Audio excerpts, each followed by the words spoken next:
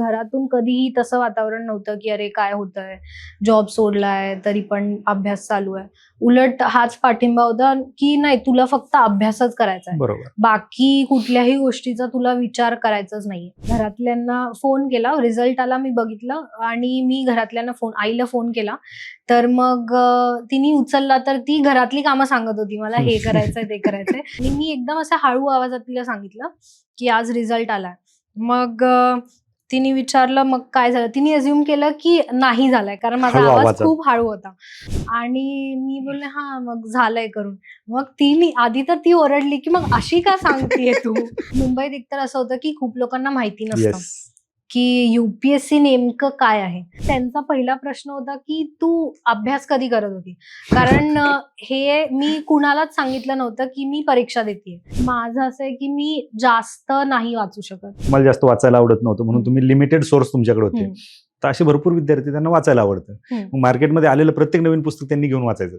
एकच सोर्स तुम्ही 4 सोर्स एकदा वाचण्यापेक्षा एकच सोर्स 4-5 वेळा वाचला पाहिजे. अगदी बरोबर. ते तो कुठलाही टॉपर असू दे, ते तेच सांगणार आहे. बरोबर. कारण मुलं काय करतात, ऑप्शनल निवडताना काय विद्यार्थ्यांनी काय विचार केला पाहिजे सगळ्यात महत्वाचं? नुसतं टेस्ट सोडवून काही होणार नाहीये. त्या टेस्टला परत अॅनलाइज करणं, ते सगळ्यात जास्त महत्वाचं आहे. प्रिलिम्समध्ये स्पेशली टेम्परामेंट खूप गरजेचं आहे आणि माइंडसेट तुम्ही किती काम ठेवताय त्याच्यावरती आजकाल खूप अवलंबून आहे की तुमचं प्रिलिम्स निघणार आहे का नाही.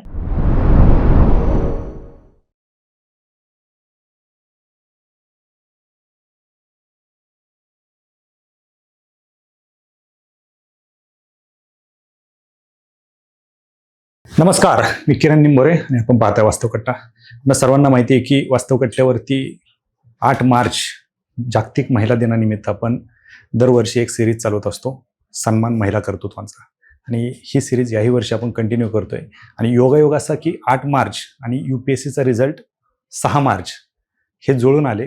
आणि आज आपल्याला एक असे व्यक्तिमत्व भेटलेलं आहे, अशी एक महिला आज आपल्यासोबत वास्तवकट्ट्यावरती चर्चा करणार आहे की UPSC 2024 मधून त्यांना IRS मिळाली आणि सलग 2025च्या UPSC मधून आता त्यांना कदाचित IPS मिळेल, अशा अंकिता पाटील मॅडम आपल्यासोबत आहेत. मॅडम, वास्तवकट्ट्यावरती खूप खूप स्वागत. खरं तर 2024चे तुमचे UPSCचे मार्क आणि 2025चे UPSCचे मार्क, मला वाटतं 2024ला तुम्हाला 206 मार्क्स आणि 2025च्या इंटरव्ह्यूला तुम्हाला 205 मार्क पडलेले आहेत. ते काही कमी नाही आहेत, खूप मोठे मार्क आहेत ते. मॅडमविषयी सांगायचं झालं तर मॅडम एक नॅशनल प्लेयर आहेत, बॅडमिंटन खेळतात, स्क्वॅश खेळतात आणि त्या उत्कृष्ट डान्सर देखील आहेत, कथ्थक करतात. या सगळ्या गोष्टी बोलायच्यात. घरामध्ये सरकारी नोकरीचा वारसा आणि विशेष म्हणजे मुंबईमध्ये राहूनही स्पर्धा परीक्षेकडे येणं, हे थोडासा दुर्मिळ योग आपल्याला पाहायला भेटतो. तर आता ह्या सगळ्या गोष्टी कशा जुळून आल्या त्या आपल्याला मॅडम सोबत गप्पा मारताना लक्षात येईल. मॅडम, खूप खूप स्वागत पुन्हा एकदा. धन्यवाद. काय नक्की, आता मी जसं सांगितलं की एकतर तुम्ही मुंबईला राहता, घरात सरकारी अधिकारी, आता बऱ्यापैकी वडील शिक्षक असतील तर मुलगा शिक्षक होतो, पण आता तो ट्रेंड कुठेतरी बदलताना दिसतोय आणि तुम्हाला चांगल्या पगाराची प्रायव्हेट नोकरी देखील लागली, ती सोडून तुम्ही स्पर्धा परीक्षेकडे आलात. काय नक्की असं काय होतं की स्पर्धा परीक्षेकडे जायचंय, UPSCच करायचंय, IASच बनायचं किंवा IPS बनायचं? नक्कीच आधी याचा काही विचार नव्हता की स्पर्धा परीक्षा करायचीच आहेत किंवा काय.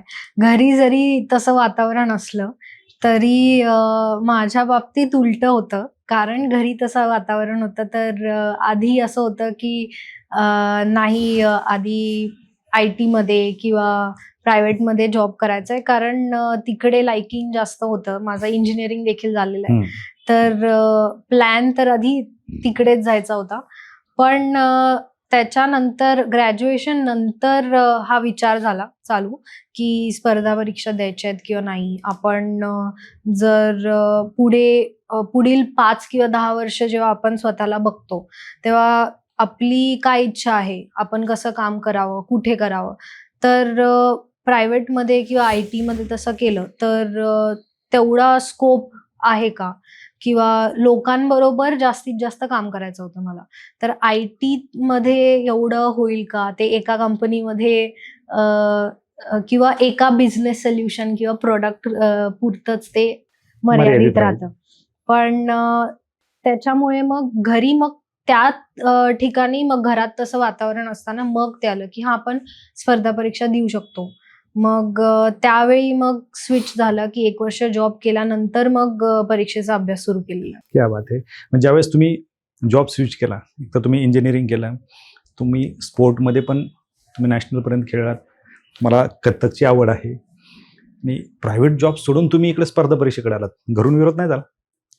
घरून विरोध नव्हता, कधीच विरोध नव्हता. पण घरून ठीक आहे, घरचे जरा सरप्राईज्ड होते कारण त्यांना बिलकुल अपेक्षा नव्हती की मी स्पर्धा परीक्षेसाठी बसणार आहे. पण त्यांना असंच होतं की हां, ही जॉब करणार आहे, हिचा प्लॅन फिक्स आहे. पण त्यांना उलट आनंद झाला थोडा की मी विचार करतीये किंवा काय. आधी त्यांना विश्वास बसला नाही की खरंच हिला करायचंय का काय? म्हणून आधी त्यांनी बोलले, "ठीक आहे, 1 वर्ष जॉब सोबत करून बघ बरं. आणि त्याच्यानंतर मग खरंच करायचंय तर मग करू शकते." तर घरातून नेहमीच सुरुवातीपासूनच पूर्णपणे पाठिंबा होता आणि जेव्हा जॉब सोडला देखील तेव्हा खूप जास्त होता. की घरात बसून 1 वर्ष झालं, 2 वर्ष झालं तरी निघत नाहीये किंवा काय. पण घरातून कधीही तसं वातावरण नव्हतं, की "अरे काय होतंय? जॉब सोडलाय तरी पण अभ्यास चालू आहे." उलट हाच पाठिंबा होता, की "नाही, तुला फक्त अभ्यासच करायचा आहे. बरोबर. बाकी कुठल्याही गोष्टीचा तुला विचार करायचाच नाहीये." आणि त्या बाबतीत मी खूप लकी होते, की कुठल्याही गोष्टीचा मला विचार करावा लागला नाही. मला फक्त अभ्यासच करायचा आहे आणि त्याच्यामुळेच आय थिंक शक्य झालंय, की 1 नाही की 2 निघाले. बरोबर. म्हणजे पहिल्यांदा तुम्ही मला वाटतं 2024मध्ये ज्यावेळेस तुम्हाला IRS मिळाले, त्यानंतर तुम्ही पुन्हा अभ्यास कंटिन्यू केला आणि आज तुम्हाला IPS मिळेल. त्याच्या आधी एक किस्सा तुमचा मला आठवतोय ज्यावेळेस आपण डिस्कस करत होतो त्यावेळेस सांगितलं. बऱ्याच वेळा तुम्ही 1 मार्कवरून हुकलात. हो. UPSCमध्ये असं घडलंय? हो, घडलेलं काय आहे. किस्सा आहे? UPSCमध्ये 2023चा अटेम्प्ट पण मी दिलेला. हं. तर प्रिलिम्स झालेली आणि मेन्स देत होते आणि मेन्समध्ये 1 मार्काने राहिलेलं माझं. बरं. तर त्यावेळी जेव्हा मेन्सचा रिझल्ट येतो तेव्हा कळत नाही की किती मार्क आलेत किंवा काय. तर त्यावेळी तर मला विश्वासच बसला नाही पहिला तर की इंटरव्ह्यू कॉल पण आपल्याला आला नाहीये. कारण आपण जेव्हा तयारी पण करत असतो तेव्हा एवढा अंदाज येतो की हां, अरे कट ऑफ तरी क्लिअर होईल किंवा Yes. हां, पेपर कसे गेलेत ते आपल्याला माहिती आहे. जर प्रामाणिकपणे कष्ट केलेत किंवा जो आहे तो प्रयत्न केलाय तर तेवढं कळतं की चला ॲटलीस्ट इंटरव्ह्यू कॉल तरी येईल. पण त्यावेळी इंटरव्ह्यू कॉल पण आला नाही. त्यावेळी खूप तो धक्का होता. पण जेव्हा मार्क आले फायनल रिझल्ट नंतर, हं. तेव्हा कळालं की 1च मार्काने गेलंय. अरे बापरे! तर मग असं एक्स्पेक्टेड रिएक्शन असतं की अरे 1 मार्क गेलाय म्हणून तोच धरून बसतो. अरे 1 मार्क असता तर काय झालं? पण माझ्यासाठी ते उलटं होतं कारण माझ्यासाठी ती चांगली गोष्ट होती, की त्यांनी सिद्ध करून दाखवलं की मी चुकीची नव्हती. माझे Yes. प्रयत्न बरोबर दिशेने होते. पण ते थोडं त्या दिवशी एक्झिक्यूट नाही झालं किंवा पेपरमध्ये ते उतरलं नाही. तर मग त्याच्यासाठी त्यांनी मला उलट कॉन्फिडन्स आला, की पुढच्या वेळी आपण पूर्ण खूप मागे नाही आहोत. कारण माझ्या डोक्यात तिथपर्यंत एवढं बसलेलं, की अरे आपण लिस्टमध्ये नाहीये, एवढं करून पण ह्याचा अर्थ असा आहे, की आपण 100-1 मार्कांनी मागे आहोत. बरोबर. पण ते आलं की नाही तो पुढचे 0 नाहीये, 1च मार्क आहे. म्हटल्यावर तुम्ही राइट ट्रॅकवर आहे. त्या दिवशी फक्त काही ना काही झालं नाही ते यावर्षी करायचं. बरोबर आणि ते आता घडलं. हो. बरं, अजून तुम्ही सांगितलं की याच्या मागे पण 1 मार्कने तुम्हाला हुलकावणी दिलेली. हो. यावेळी बऱ्याच वेळी झालेलं आहे ते, की इंजिनिअरिंगच्या वेळी पण जेव्हा ब्रांच आपण देतो प्रेफरन्स तर माझं कम्प्युटर आणि IT. कम्प्युटर आधी प्रेफरन्स होता आणि IT त्याच्यानंतर कॉलेजमध्ये ॲडमिशन घेताना तर अलॉट मला झालेली ब्रांच तर IT आधी झालेली आणि राउंड चालतात मग मेरिटचे. तर मग 1च मार्काने कम्प्युटरचं मेरिट जास्त होतं. तर मला वाटलं 1च मार्क आहे अजून पुढच्या राउंड्समध्ये कमी येईल 1-2 मार्काने. तर कारण पहिल्याच राउंडमध्ये अलॉट झालेलं. पण तो नाही आला. सगळे 3-4 राउंड झाले पण तेवढंच मेरिट राहिलं. वेकन्सी निघाल्याच नाहीत आणि त्यात पण 1 मार्कानेच तो ब्रांच राहिलेला मला. म्हणजे 1 मार्क काय तुमचा पिच्छा सोडत नव्हता. हो, 1 पण मार्क चला आता सोडत त्यांनी नाही. तुमचा आता पाठलाग सोडलेला आहे. हो. आज तुम्ही IPS म्हणून उद्या वर्दी तुमच्या अंगावरती चढणार आहे. पण भविष्यामध्ये IAS साठी प्रयत्न असणार आहे सुरू? अजून बघू, अजून ठरवलं नाहीये, पण बघू, विचार चालू आहे. अच्छा. पण ज्या दिवशी पहिला रिझल्ट आला तुमचा UPSCचा 2024चा, IRS तुम्ही झालात त्या रिझल्टमधून, काय सिच्युएशन होती, काय परिस्थिती होती त्यावेळेस? पहिल्या रिझल्टच्या वेळी माझ्यापेक्षा घरातले खूप खुश होते आणि मी कम्पॅरेटिव्हली शांत होते. मी फक्त घरातल्यांना फोन केला, रिझल्ट आला मी बघितलं आणि मी घरातल्यांना आईला फोन केला. तर मग तिने उचलला, तर ती घरातली कामं सांगत होती मला, हे करायचंय, ते करायचंय. मी बोलली थांब जरा, मला सांगायचंय. आणि मग मी बोलली रिझल्ट आलाय, आणि मी एकदम असं हळू आवाजात तिला सांगितलं की आज रिझल्ट आलाय. मग तिने विचारलं मग काय झालं. तिने अज्युम केलं की नाही झालाय, कारण माझा हळू आवाज आवाजात. खूप हळू होता. आणि मी बोलले हा मग झालंय करून. मग ती आधी तर ती ओरडली की मग अशी का सांगतेय तू तू जरा असं सरळ सांग. बोलले हो झालंय करून, 303 रँक वगैरे आले. तर खूप ती खुश होती. मग बाबांना फोन केला, त्यांनाही सांगितलं, तर तेही खुश होते. घरातले खूप खुश होते, माझ्यापेक्षा जास्त तेच खुश होते. बरोबर. आणि पहिला रिझल्ट होता म्हटल्यावर खूप आनंदी होते सगळे. तुम्ही कुठे होते त्यावेळेस? मी घरी होते. ओके. आणि मी घरी एकटीच होते. हा. आई बाबा ऑफिसला होते, बाबा निघाले होते. त्या अर्ध्या रस्त्यातून युटर्न मारून परत घरी आले. क्या बात आहे. तुम्ही मुंबईमध्ये असतानाच तो रिझल्ट लागला? हो, मुंबईमध्ये होता? त्यावेळी मी मुंबईत होती. ओके. तर मग त्यावेळी त्यावेळेस ज्यावेळेस तुमचा रिझल्ट आला, त्यावेळेस आजूबाजूला तुमच्या कोणी राहत असतील किंवा फ्रेंड सर्कल असेल, त्यांना ज्यावेळेस सांगितलं, त्यांच्या रिएक्शन कशा होत्या?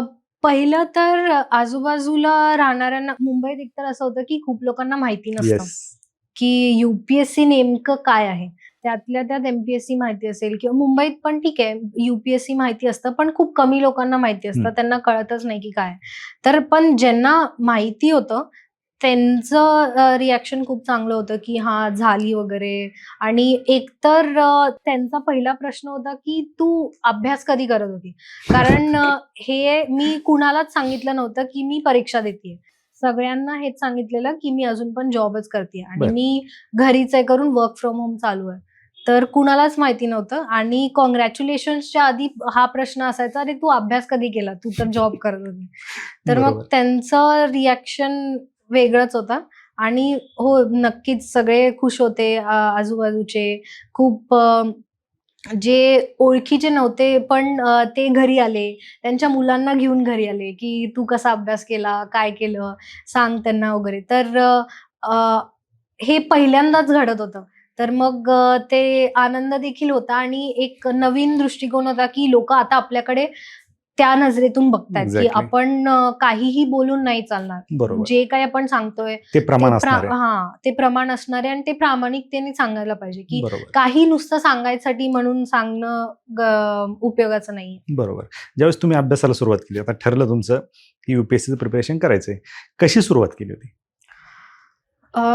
ज्यावेळी स्टार्ट केला त्यावेळी थोडं थोडं चालू केलेलं, लाईट रिडिंग, जे आपले स्टँडर्ड बुक्स असतात ते NCERT झालं किंवा काय, तर ते वाचायला सुरू केलेली. जॉब बरोबर चालू केलेलं थोडं थोडं वाचायला.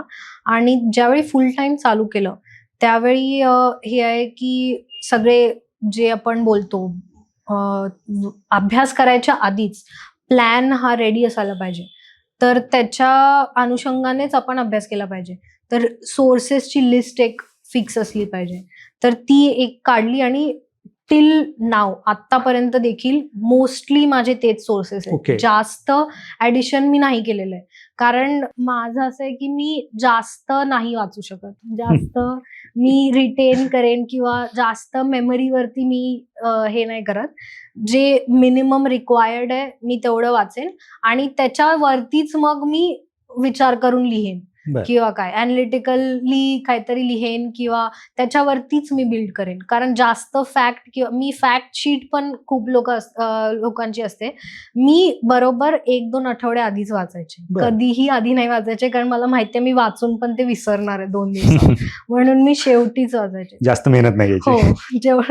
जेवढं कमीत कमी आपण जेवढं आहे तेवढं करू शकतो आणि तेच रिव्हिजन जेवढं जास्तीत जास्त करू शकतो. ओके. तर त्याच्यावरतीच भर ठेवला. तुम्ही सांगितलं की तुम्हाला जास्त वाचायला आवडत नव्हतं म्हणून तुम्ही लिमिटेड सोर्स तुमच्याकडे होते. तर असे भरपूर विद्यार्थी त्यांना वाचायला आवडतं. मग मार्केटमध्ये आलेलं प्रत्येक नवीन पुस्तक त्यांनी घेऊन वाचायचं का? नाही, मी हे नाही बोलणार की प्रत्येक पुस्तक वाचलं पाहिजे. हा, वाचन आवड आहे तर तुम्ही वाचा, पण त्याचं काही प्रेशर नाही घ्यायचं. अरे मी हे वाचलंय तर हे लक्षातच राहायला पाहिजे. तुम्हाला खरंच आवड आहे तर ते कुठे ना कुठे तुमच्या डोक्यात राहीलच, कारण तुम्ही त्या आवडीने वाचलंय. आपली ज्या गोष्टीत इंटरेस्ट असतो किंवा आपण जेव्हा ह्याचा विचार नाही करत की नाही मला हे लक्षातच ठेवायचंय, आपोआप त्या गोष्टी आपल्या डोक्यात राहतात आणि जेव्हा पाहिजे तेव्हा त्या परीक्षेत येतात पण डोक्यात. तो आपल्या त्या मसल मेमरी किंवा डिफॉल्ट मेमरीमध्ये जातात. तर मग वाचू शकतो आपण जास्तीत जास्त सोर्सेस किंवा काय, पण ज्या स्टँडर्ड सोर्सेस आहेत ते जास्त नसायला पाहिजे. बरोबर. एकच सोर्स, तुम्ही 4 सोर्स एकदा वाचण्यापेक्षा एकच सोर्स 4-5 वेळा वाचला पाहिजे. अगदी बरोबर. तो कुठलाही टॉपर असू दे, ते तेच सांगणार आहे. बरोबर. कारण मुलं काय करतात, असायला पाहिजे. मुलं काय करतात, मार्केटमध्ये एखादं नवीन पुस्तक आलं, कोणी शेजारी वाचताना दिसलं की लगेच ते नवीन पुस्तक घ्यायच्या तयारीमध्ये असतात. ते करायला नको. तर तयारी कुठे केली? तयारी मी मुंबईत असून केली. काही आता मागचा 1-1.5 वर्ष दिल्लीत वगैरे होते. मुंबई दिल्ली असंच सुरू होतं. ट्रेनिंगचा पिरियड पण होता वगैरे त्यावेळी म्हणून. आणि मुंबईत राहून सुरुवातीचा काळ मुंबईतच होते, घरूनच होते, कारण त्यावेळी कोविड पण होता आणि खूप साऱ्या गोष्टी सुरू पण नव्हत्या. म्हणून मग मी बोललं मुंबईतच चालू केलंय तर राहूया, आणि आता फक्त थोडे दिवस दिल्लीत होते. अच्छा. आता सध्या तुम्हाला माहिती की UPSC आणि MPSC सिलेबस सेम आहे, पॅटर्न सेम आहे. तर विद्यार्थी भरपूर घाबरत आहेत का, तर डिस्क्रिप्टिव्ह पॅटर्न आलाय आणि त्यांना अशी भीती आहे की हे आपल्याला जमणार नाही. हा UPSCचा सिलेबस आहे, तो MPSC वाल्यांना जमणार नाही. काय सांगाल तुम्ही, कशा पद्धतीने आता यांनी ऍक्सेप्ट करावं लागणार आहे? एक एक्झाम झालेली, आता मुख्य परीक्षा लिहितील, कशा पद्धतीने यांनी तयारी केली पाहिजे? आता एक्झामचा पॅटर्न चेंज झालाय, त्यात आपण काही करू नाही शकत. तर त्याच्याप्रमाणे आपली तयारी पण चेंज झाली पाहिजे. पण एक पॉझिटिव्हली पण घेतलं पाहिजे की सिलेबस चेंज नाही झालाय. बरोबर. तुम्ही वर्षानुवर्ष तेच कॉन्टेंट वाचताय. तुम्हाला प्रश्न कसा विचारलाय तो फक्त चेंज होतोय.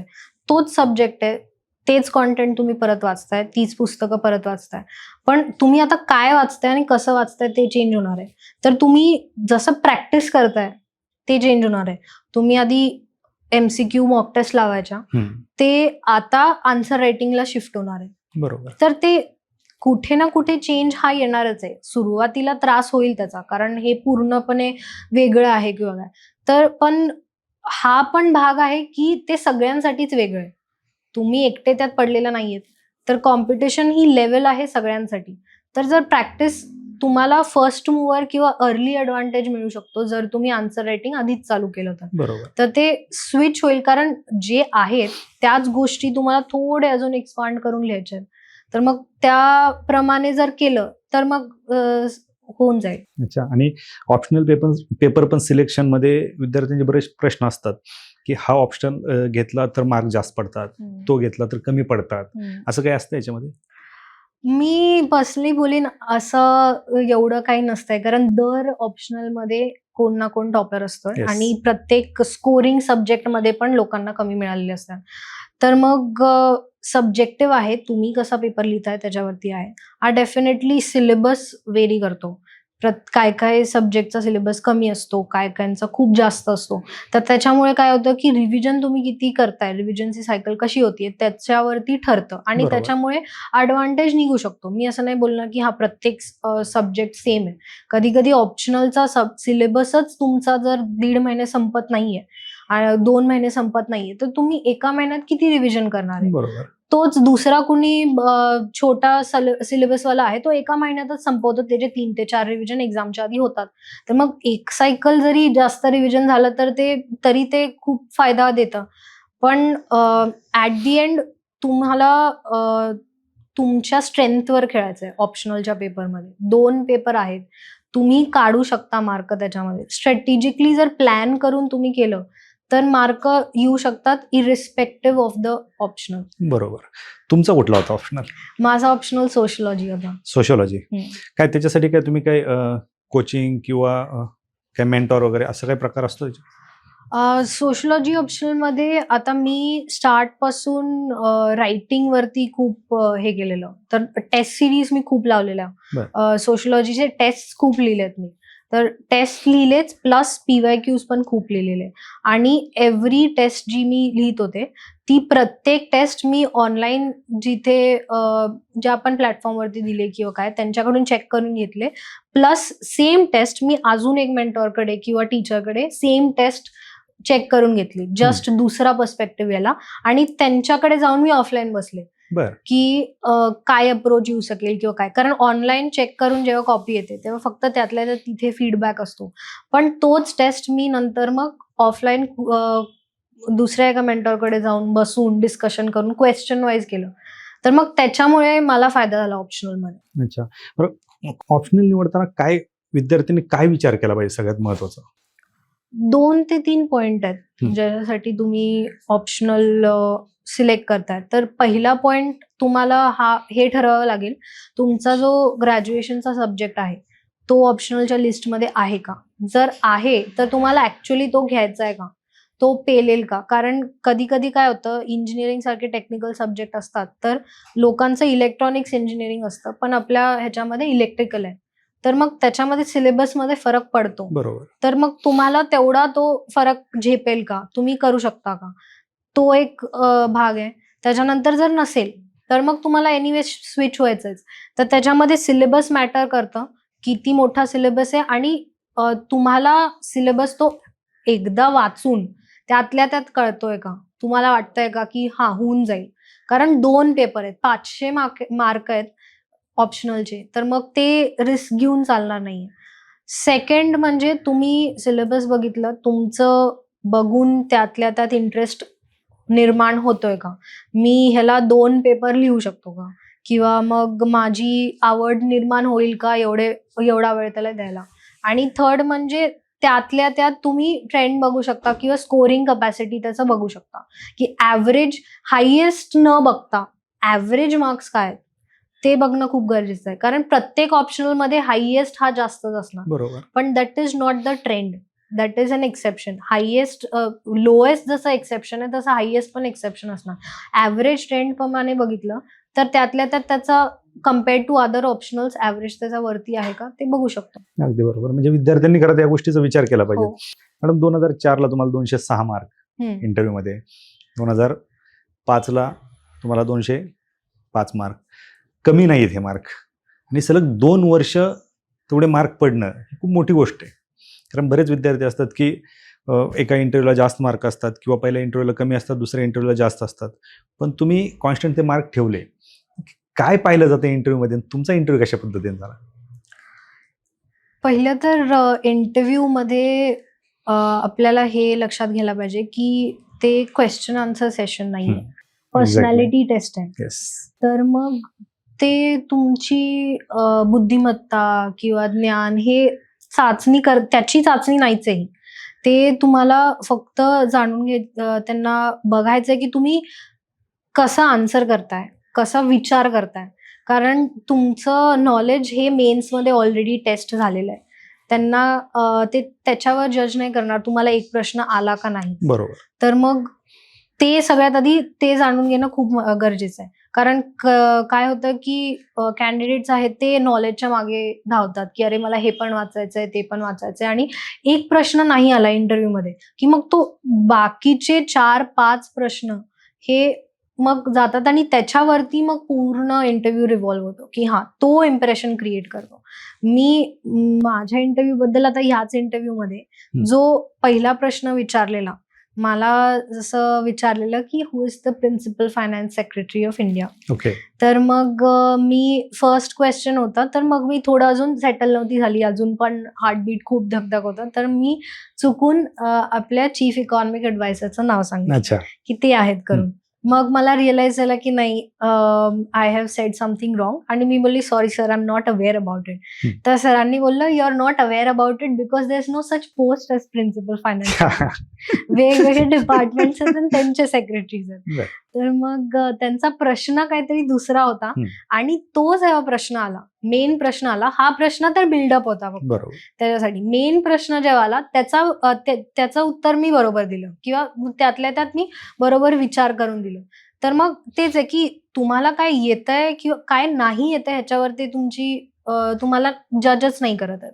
तुम्ही कसा विचार करताय आणि तुम्ही किती काम आहात, किती अलर्ट आहात, फोकस्ड आहात, त्यांनी काय विचारलंय तुम्ही त्याचं उत्तर दिलं पाहिजे रादर दॅन तुम्हाला काय येतंय. जर ते होतंय इंटरव्ह्यूमध्ये तर तुम्हाला तिथे जाऊन त्यांच्याशी गप्पा मारायच्यात. एक्झॅक्टली. ह्या माइंडसेटमध्ये तुम्ही गेला तर मग interview is a good stage. बरोबर. तर आधीच भीती भरलेली असते मनामध्ये की इंटरव्ह्यूला जायचंय, काय विचारतील, त्यांनी विचारलेल्या प्रश्नांची उत्तर मला देता येतील की नाही येत.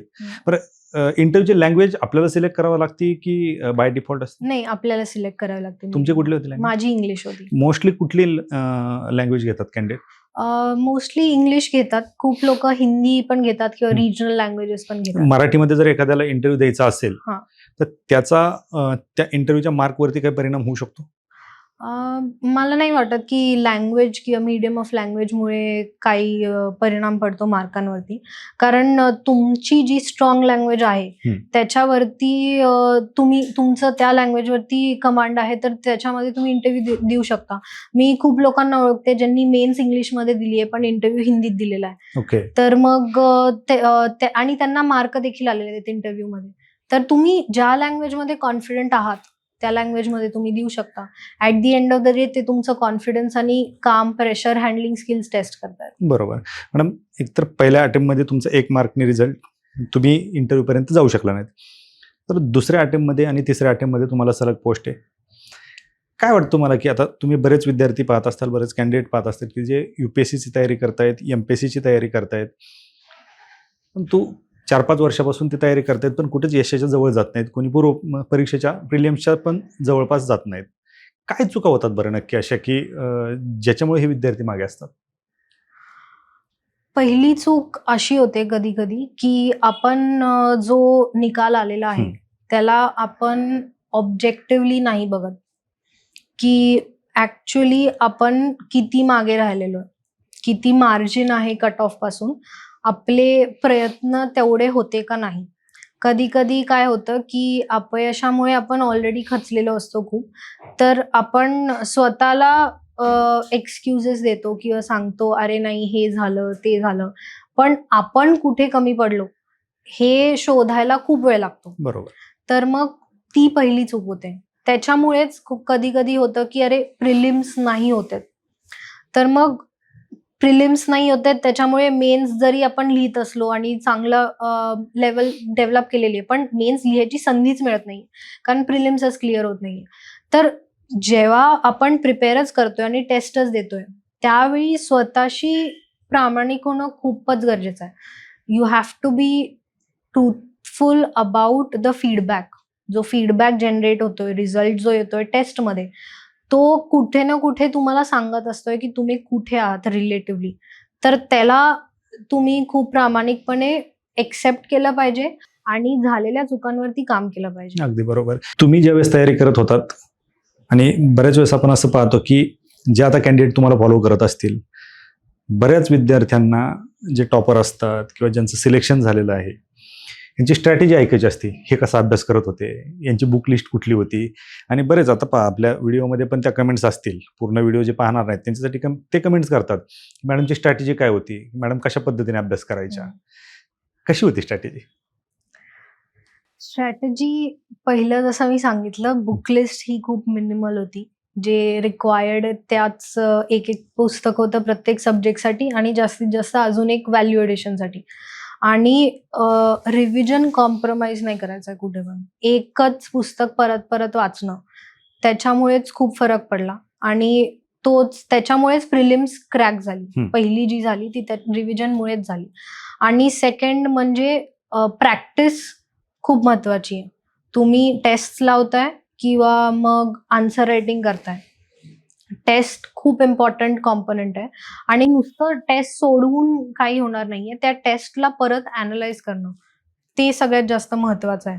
तुम्ही परत जाऊन तो पेपर बघितला पाहिजे. तुम्ही 3 तास जर टेस्ट लिहिताय, मेन्सचा पेपर देताय, तर मग 1 तास बसून तो पेपर बघितला पाहिजे. तुम्ही कसं लिहिलंय, काय लिहिलंय, तुम्ही जे ठरवून गेलेला त्या टेस्टमध्ये की मला हे लिहायचंय, ते तेवढं लिहिलंय का नाही. तर तो फीडबॅक जनरेट करणं अजून जास्त गरजेचं आहे. अगदी बरोबर. आता नोट्स बद्दल पण बरेच विद्यार्थी विचारत असतात. नोट्स खरंच काढणं गरजेचं असतं UPSC मध्ये, त्याचा फायदा होतो? आता हे पण खूप डिबेटेबल आहे. सगळ्यांचं आपापलं असतंय. काही-काही सब्जेक्ट्सवरती नोट्स असावेत किंवा नसावेत. काही-काही सब्जेक्ट्सवरती ऑलरेडी बुक आहे, तर त्यातच मार्किंग आहेत का नाही. तर मग प्रत्येकावरती असतंय की जर एक डेफिनेट सोर्स आहे. जसं पॉलिटीसाठी लक्ष्मीकांत आहे, जे ऑलरेडी सेल्फ सफिशियंट आहे. Yes. त्याचं परत नोट्स काढण्याची काहीच गरज नाहीये. तुम्ही पुस्तकच वाचताय. स्पेक्ट्रम आहे, तर त्याची नोट्स काढण्याची गरज नाहीये. जास्तीत जास्त तुम्ही पॉइंटर काढू शकता. 1 पेजर सारखे असू शकतात. पण काही-काही सब्जेक्ट आहेत ज्याच्यामध्ये ते खूपच रँडम आहेत किंवा खूप ओपन एंडेड आहेत. त्यामध्ये कोर कॉन्सेप्ट बद्दल सायन्स अँड टेक झालं, एन्व्हायरमेंट झालं, त्यांच्याबद्दल तुम्ही नोट्स काढून ठेवू शकता. ॲट दी एंड तुम्हाला हे बघायचंय की तुम्हाला परत येऊन काहीतरी वाचायचंय. त्याचा कंटेंट तुमच्याकडे पाहिजे आणि त्याचा फापट पसारा नकोय. त्याचं काहीतरी एकदम छोटंसं पाहिजे की एक्झामच्या आधी फक्त एक नजर फिरवली की ते व्हायला पाहिजे. बरोबर. तर तुम्ही लिहिलेले PYQs पण तुमचे नोट्स असू शकतात. तर ते तुम्हाला डिसाईड करायचंय. तुमचं काय आहे ते. बरोबर. आता बऱ्याच वेळा असं होतं की पूर्वपरीक्षा असो किंवा मुख्य परीक्षा असो, कॅन्डिडेट पूर्ण तयारीनिशी जातात. पण तो जो काही परीक्षेचा पिरियड असतो, एक्झामचा पिरियड असतो, तो ज्यावेळेस ते पेपर लिहायचा असतो, त्यावेळेस गडबडून जातात आणि बाहेर आल्याच्या नंतर त्यांना कळतं, अरे मला हे येत होतं पण मी लिहिलं नाही, मला तिथं आठवलं नाही. कोणी घाबरून जातं, कोणाच्या हाताला घाम सुटतो, कोणाच्या हातात पेनच राहत नाही. या सिच्युएशनला कसं टॅकल केलं? आता जशी एक्झाम होत आली आहे, प्रिलिम्स असू दे किंवा मेन्स, प्रिलिम्समध्ये स्पेशली टेम्परामेंट खूप गरजेचं आहे आणि माइंडसेट तुम्ही किती काम ठेवताय त्याच्यावरती आजकाल खूप अवलंबून आहे की तुमचं प्रिलिम्स निघणार आहे का नाही. आणि ते लास्टचे जे 10 मार्कांनी काही लोक राहतात, ते तुमचं नॉलेज गॅप आहे म्हणून नाही. त्या दिवशी तुम्ही प्रेशर घेतलेलं आहे. 10 किंवा 15 मार्कांनी जरी ते राहिले, ते 7 ते 8 क्वेश्चनचा फरक असतोय तो. तर मग त्याच्यामध्ये तुमचे ते 7 ते 8 क्वेश्चन आता तुम्हाला माहिती नाहीयेत का? माहिती आहेत, पण ते टेम्परामेंटमुळे नाही झालेलं आहे. तर मग त्याच्यासाठी तुम्हाला तो दिवस जो आहे, तो काहीतरी वेगळा आहे, ह्या मनस्थितीने जायचंच नाहीये. तुम्ही आधी 10-15 टेस्ट देऊन जाताय, 20-30 टेस्ट देऊन जाताय. अशीच अजून एक टेस्ट तुम्ही त्या संडेला जाऊन देणार आहे. ह्या माइंडसेटने तुम्ही जर गेला, तर तो प्रेशर हिटच नाही होणार. बरोबर. आणि तुमची स्ट्रॅटेजी फिक्स रुटीन ठेवून जावा, की मी अर्ध्या तासाआधी पेपरच्या काय करणार आहे, पहिले 5 मिनिटं काय करणार आहे, पूर्ण 1 तास काय करणार आहे. मी जर अर्ध्या तासानंतर पाणी पितेय टेस्टमध्ये, तर एक्झाममध्ये जाऊन पण अर्ध्या तासानंतरच पाणी पिणार आहे. हे जर रुटीन फिक्स असेल एक्झाम डे पर्यंत, तर प्रेशर याचा प्रश्नच नाही. बरोबर. म्हणजे यासाठी प्रॅक्टिस तेवढी महत्वाची आहे. हो. मॉक टेस्ट असेल, जसं तुम्ही सांगितलं, हो. ह्या सगळ्या गोष्टी गरजेच्या आहेत. म्हणून ते विद्यार्थी करत नाहीत. मॅडम, महिला दिनानिमित्त आपण ही सिरीज चालवतोय. आजही कित्येक मुलींना, आज तुम्ही सांगितलं की तयारी तुम्ही मुंबईत केली, दिल्लीला केली, मुंबई दिल्ली असं तुमचं चालू होतं. आजही पालक मुलींना बाहेर सोडायला तयार नाहीत. काय सांगाल या पालकांना? मी पालकांना एवढंच सांगेन की आज जास्तीत जास्त मुली UPSC असू दे किंवा कुठल्याही दुसऱ्या क्षेत्रात असू दे, मुलींचा सक्सेस रेशो जास्त आहे. टॉपर पण मुलीच आहेत. टॉपर पण मुलीच येत आहेत. मागच्या वर्षी असू दे, मागच्या वर्षी AR 1, 2 दोन्ही मुली होत्या. Yes. यावर्षी AR 2 परत एक मुलगी आहे. Yes. तर टॉपर मुली येत आहेत आणि मी असं बोलेन, टोटल ह्या वर्षी तर जवळजवळ 300 मुली सिलेक्ट झालेल्या आहेत. तर मग या अशा वेळी तुम्ही पालकांनी मुलींना न थांबवता त्यांना संधी दिली पाहिजे, की मुलींना असं नाहीये की त्या मागे पडतायत किंवा मेहनत घेत नाहीयेत, प्रयत्न नाही करत आहेत. त्यांना एकदा संधी मिळाली की त्या टॉपरच निघतायत. अशा पण नाहीयेत की ॲव्हरेज निघतायत. तर मग त्यांना पंख द्या, त्यांना वेळ द्या. त्यांना जसं मी आता माझ्या घरी देखील मला दुसरं काही विचार करायची गरज नव्हती. मी घरी बसून नुसता अभ्यास करत होती. त्यांना 1-1.5 वर्ष जर तुम्ही तेवढंच दिलं, तर मग मुलगी ही पूर्ण ते स्वतःच नव्हे तर पूर्ण त्या कुटुंबाचं नाव पुढे घेऊन जाते आणि कुटुंबाचं तिचीच पिढी नव्हे तर पुढच्या पिढ्यानपिढ्या तिच्यामुळे अजून जास्त चांगले घडतात किंवा ती एक प्रेरणास्त्रोत असते येणाऱ्या पिढ्यांसाठी त्या कुटुंबात. तर तुम्ही जर तिला संधी दिली एक, तर ती संधीचं सोनं हे करणारच आहे, हे लिखितच आहे. बरोबर. आजच्या पॉडकास्टमधला शेवटचा प्रश्न. आज तुमचे वडील RTO आहेत. एक वर्दी तुमच्या घरामध्ये आहे. मला आत्ताच माहिती कळली की तुमच्या वडिलांचं प्रमोशन झालंय, तर ती वर्दी नसणार आहे, ते सिव्हिल ड्रेसवरती असणार आहेत आणि आज तुमच्या अंगावरती वर्दी चढणार आहे. काय वाटतंय? नक्कीच खूप आनंद आहे आणि अभिमान आहे की त्यांचा वारसा जर आहे तर तो घरात कायम राहणार आहे. तर नक्की हा वेगळाच आनंद आहे. नक्कीच मॅडम. खरं तर तुमचा हा जो काही प्रवास होता, खरं तर दुसऱ्या अटेम्प्टमध्ये पोस्ट मिळवणं आणि तिसऱ्या अटेम्प्टमध्ये परत सलग दुसरी पोस्ट घेणं आणि दोन्ही वर्षे इंटरव्ह्यूला मार्क कॉन्स्टंट ठेवणं ही खूप मोठी गोष्ट आहे. कारण बऱ्याच वेळा असं होतं की पहिल्या अटेम्प्टमध्ये पास झाले, नशिबाची जोड त्याला दिली जाते असं ऐकायला भेटतं. परंतु तुम्ही दुसऱ्यांदा तेच सिद्ध करून दाखवलं की हे फक्त नशीब नाही, हे कष्ट आहे, हे मेहनत आहे.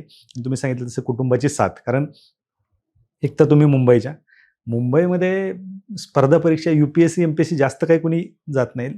सगळ्या सोयीसुविधा असतात, लवकर नोकऱ्या मिळतात. जसं तुम्ही नोकरी सोडून या क्षेत्रात आलात, तुम्हाला कुटुंबाची साथ होती म्हणून ह्या सगळ्या गोष्टी शक्य झाल्यात.